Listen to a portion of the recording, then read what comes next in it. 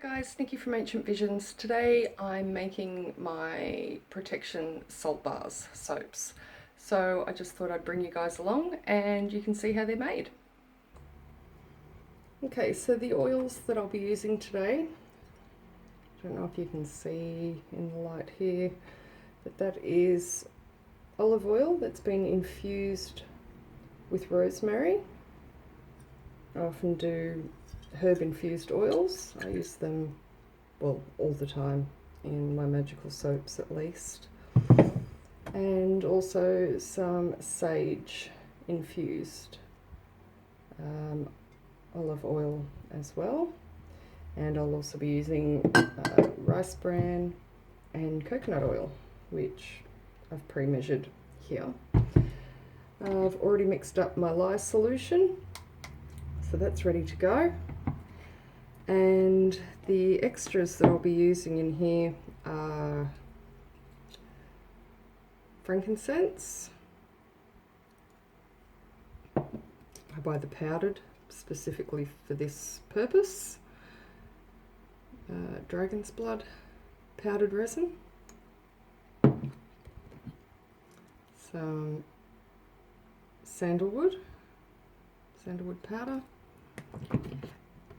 And a whole stack of Himalayan salt, and this is actually a mixture that I put on top, so it's got the Himalayan salt, all the resins I just showed you, so frankincense, dragon's blood, sandalwood, and I've also got some ground up sage and rosemary in there, and I use that just to decorate the top.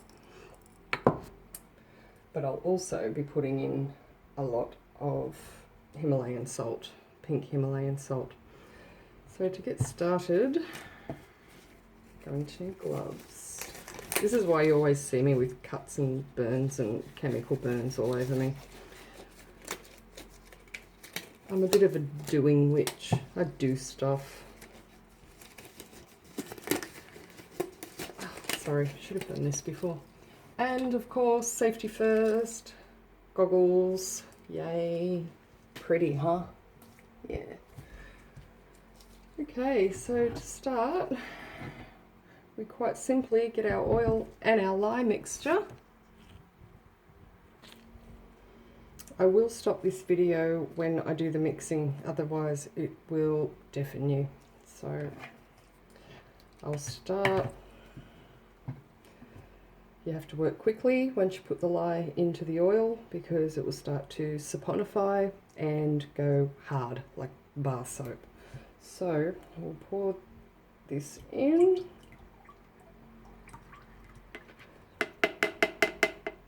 I just usually strain it because sometimes if it cools too quickly you can get a little film on top, so I just use the strainer.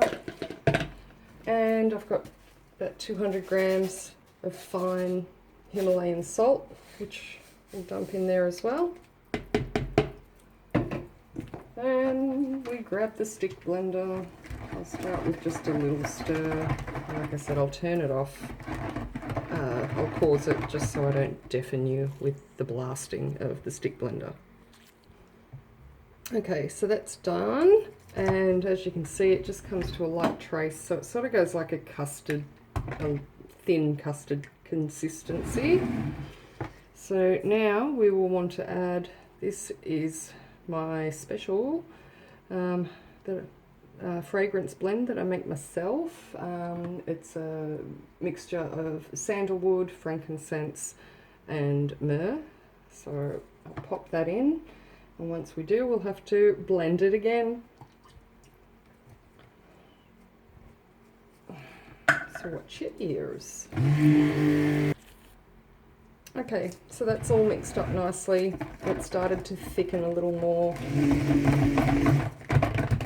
You can hear the gritty bits of salt in there. Now, I love this soap so much. I never used to sell it on my website. I just used to make it for myself. So I'd use it in the bath or the shower before ritual. For protection, and I do a self-love one and a couple of different other ones, but this is probably the main one that people like to buy. Here I've got my mould. Friend made these for me, just out of wood, and you can buy on eBay these silicone mats that fit pretty well in here. So it's a 30 centimetre by, I think, 9. But anyway, so we just dump this in here, pour it in. Oh yeah. My trusty spatula, and scrape it out.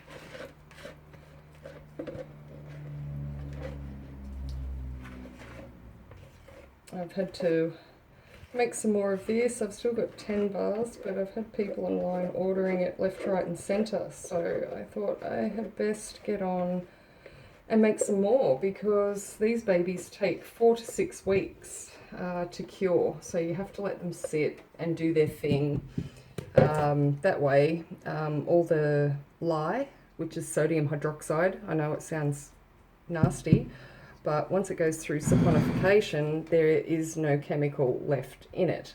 And anyone that says they make soap without lye is a liar. There is no way to make a solid bar of soap without it. If you're buying liquid soaps, they just use potassium hydroxide to keep it in liquid form. But anyway, so just make some pretty patterns on top, smooth it down a little.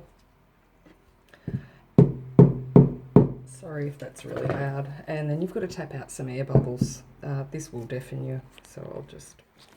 Okay, so I just banged that on the bench. That sort of brings any air bubbles to the surface, so you don't have holes inside your soap.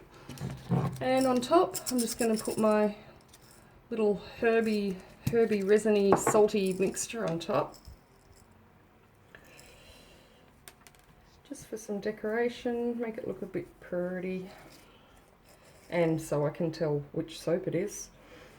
It'd be kind of boring if they were just all white and I wouldn't know which was which. So, sprinkles. Now the whole time you make this, you put your intent into it. So you enchant your soap. Well, I enchant my soap. Wouldn't be a magical soap without enchantment. So this is my protection soap. So that is the intent that I'll be putting into it. I love bathing with this. Salt soaps don't lather as well as normal soaps because of the salt content. And same as if you try to take a bar of, not that you would, but if you took a bar of soap to the ocean, it wouldn't lather that great because of the salt. Anyway, so that's that done. I'll pick you up so you can have a look. Can you see? Glossy. In the soaping world, we call this soap porn or spawn. So that's the finished product. I'll leave that to sit and cure probably overnight. If you leave salt soap too long, it will be too hard to cut. So I usually leave it overnight, probably no longer than 12 hours, and cut it into bars, and ta-da!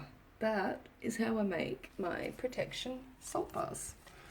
So thanks for joining me, guys. I might come back when it's ready to cut and just do a little bit more and show you how I package it and stuff as well. So thanks for joining me. Love and light. Bye.